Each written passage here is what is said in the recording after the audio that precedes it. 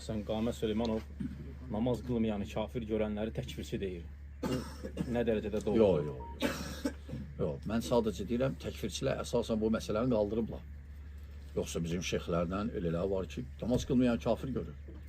O bilirsiniz, bəzilər başa düşmürlər. Sələflərdən namaz qılmayan kafir görüb. Lakin təkfirçilər kimi tətbiq eləməyiblər. Təkfirçilərin problemi nədir? Birinci, bu məsələni əsas götürürlər məsələni. Bu məsələ əsas deyil. İkinci, bu məsələdə təfsilata varmırlar. Hüccət əsas götürmürlər hüccət çatmağı. O təkfirçilər də olar. Onlar əsas o ayə, hədislər ki, təkfir orada var, sadəcə var. Olmağı ələmə o demək deyil, onu edənlər kafirdirlər. Biz, əqidədə budur bizdə. Biri küfür eləyir, amma o demək deyil, hələm o kafirdir. Və ya şirk eləyir, o demək deyil, hələm müşrikdir o. Bunu ayırmaq lazımdır. Əməllə onu edəni, sözlə onu deyəni. Yoxsa xavariclərə gedəsənə düşəcək. Allahdan başqasını çağırmaq, Allahdan başqasına qurban kəsmək, Allahdan başqasına nəzir demək. Belə də bunlar açıq aydın küfürdür, qətidir bunlar. Hökmü. Şək var burada, şək yoxdur burada. Ölünü çağırmaq. Aydındır. Allahdan başqasına qurban kəsmək. Bunlar hamısı qətidir ki, küfürdür. Qəti dəlillərdəndir, nususda varid olub. Lakin nususda varid, sən diqqətlə qulaq asaq. Nususda varid olan şeylər var, onların dəlaləti mənası zənnidir. Ehtimal oluna bilər. Şəriətdə filan əməl edən küfürdür. Bu kimi şeylər var. Lakin o demək deyil ki, kafirdir, çıxır İslamdan. Bunu mən çıxartmamışam özümdən. İndi deyəndə ki, hüccət deyir, yaltaqdır. Belə deyirlər. Hüccət deyəndə sən qorxudurlar. Nə hüccət deyir? Murciədir deyir. Mən demirəm, hüccət. Allah deyir. Mesela faktör eləmək istəyirəm. Bir insan deyir ki, mən ümumən namaz qılmayan kafir sayıram, fərdicə yox. Problemdir bu. Fərdi etkisi demir. Amma ümumən deyir namaz qılmayan kafirdir. Namazın tərkini küfür görən alimlər var. Düz dəxi? Namazın tərki küfürdür. Namazın tərki şirk. Həmin alimlər, sual mən verirəm. Həmin alimlər o ümumi hökm kimi götürüblər, deyiblər, yoxsa fərdi insana da heç bir şərtsiz, qeydsiz endiriblər. Hansındandır? Bax, sən onu soruşursan, düzdür? Dayıb. Biz deyirik ki, bu xətadır. Biz deyirik, bu batildir. Biz deyirik, bu o alimlərin adına deyilmiş yalandır, iftiradır. Məsələn, İbn Hüseymin. Hansındandır? Rəydə.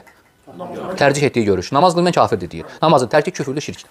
Ümumiyyətlə İbn Hüseymin, başa düşürsünüz bu hissəsini? Ümumiyyətlə İbn Hüseymin bir müsəlmanda küfür, yaxud şirk olarsa, onu birbaşa təkfir edir, yoxsa kafir demək üçün, müşrik demək üçün fərddir deyə, xüsusi adamdır, müəyyəndir deyə şərtləri ödəyib, maniyələri aradan qaldırandan sonra əsası var axı. Küfrü var, şirki var, onu təkfir edir. Biz deyirik ki, şək yoxdur ki, budur. İbn Hüseymin namaz qılmayanı küfür görür, şirk görür. Eyni ilə də budur. Bir İbn Hüseyminə görə namaz qılmayan kafir sayanlar, onlara görə fərdi insan namaz qılmırsa, onu təkfir edə bilir, rahat, əsas verir ona. Lakin fərd olduğu üçün digər küfürdə, digər şirklərdə yanaşdığı kimi namazın tərkində də bir insanda varsa, eyni yanaşmadır. Yoxsa İbn Hüseymin namaz qılmayan deyir, kafirdir. Mənim atam namaz qılmır evdə. İbn Hüseymin deyir ki, atan kafirdir.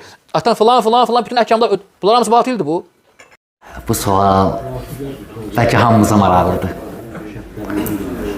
Namaz qılmayana hüccətsiz kafir demək olar, yoxsa yox? Fikir verin, namaz qılmayana hüccətsiz kafir deyə bilərsən, hüccətlə kafir deyə bilərsən ki... Fəzilətli şeyx, Allah sizə yaxşılıq versin. Sual. Bir kəsin belə deməsi haqqında görüşünüz nədir? Əhli sünnənin müsəlman bir günahı halal saymadıqca kafir olmaz qaydası mütləq və ümumidir. Yəni elə bir günah yoxdur ki, sahibini kafir edib İslamdan çıxartsın. Məsələn, hətta qəbrə səcdə etmək, onun ətrafında təvaf etmək, İslam dini ilə istehza etmək və buna bənzər günahlar olsa belə. Biz görürük ki, küfrün səbəbləri müxtəlifdir. Bunlardan biri, Allahdan qeyrisinə səcdənin caiz olduğuna inanmaqdır. Hətta səcdə etməsə belə o kafirdir. Yenə bunlardan biri də İslamla istehza etməkdir. Hətta zarafatla etsə belə o kafirdir.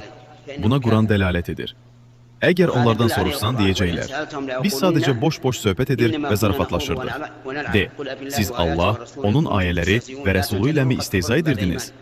Üzrxahlıq etməyin, siz iman gətirdikdən sonra artıq kafir oldunuz. Həmçinin görürük ki, bəzi əməllər küfürdür və insan buna görə kafir kimi mühakimə olunur. Dünyada ona kafir hökmü tətbiq edilir. Axirətdə isə hesabı Allaha aiddir. Məsələn, bir kişinin bütə səcdə etdiyini görsək, onun küfrünə hökm edərik və deyərik, bu kafirdir.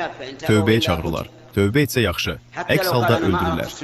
Hətta desə ki, mən boyun əymək və ibadət səcdəsi etmək istəmədim. Sadəcə təzim və salam səcdəsi etmək istədim.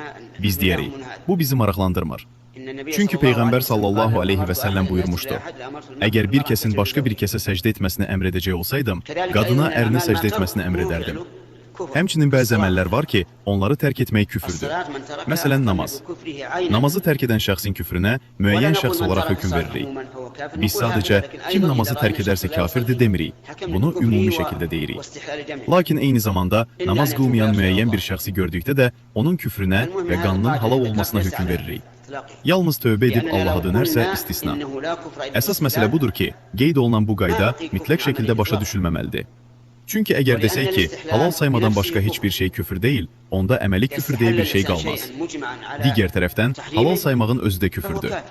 İnsan haramlığı üzərində icma olan bir şeyi halal saysa, istər onu etsin, istər etməsin, kafir olar. Məsələn, biri zinanı halal saysa və ya ixtilaf olmayan məsələlərdə sələmçiliyi halal saysa, biz deyərik, bu şəxs kafirdir.